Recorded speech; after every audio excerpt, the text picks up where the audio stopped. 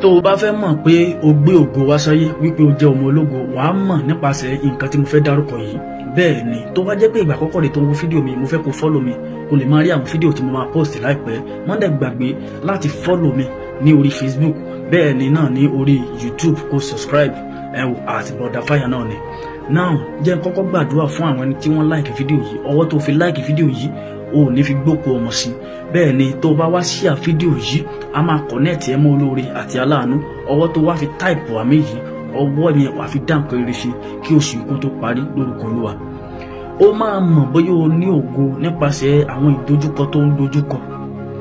Òun ló máa fún ọ ní ìgboyà àti agbára láti lè múra.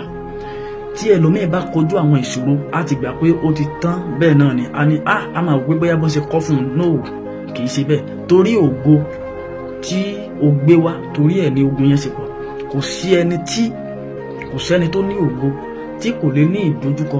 Bẹ́ẹ̀ ni àwọn ẹlòmíì wà tó jẹ́ pé wọ́n á ní ẹ̀bùn wọ́n á ní ṣùgbọ́n ìlara máa pọ̀ wọ́n máa ṣọ̀tẹ̀ wọ́n á ṣe gbogbo ẹ̀ kò sí èèyàn máa pass through àwọn nǹkan bẹ́ẹ̀.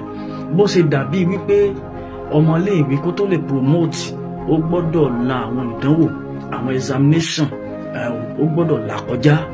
Bẹ́ẹ̀ ni bóyá ó máa fail o bóyá ó máa pass o ó máa gba ibi ìdánwò kọjá kó tó lè bọ́ sí next level. So bẹ́ẹ̀ ni ọ̀rọ̀ ilé ayé ó gbọ́dọ̀ múra láti lè ṣẹ́ ogun yìí ogun tó wà lójú ọ̀nà nǹkan tó wọnú ògo. Téèyàn bá wá wọnú ògo tó go bá ti dé àwọn nǹkan míì àtúfẹ́ máa dìde. So bí ọ̀rọ̀ ilé ayé bó ṣe wà nìyẹn.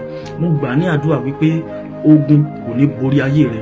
Ogun ògòdé ẹ̀mí pin kò ní jẹ́ ìpín rẹ lágbára Ọlọ́run. Mo fẹ́ kó ṣe kíni kó táìpù àmì rẹ á dẹ̀ rí bẹ́ẹ̀ wàá rà àánú gbà.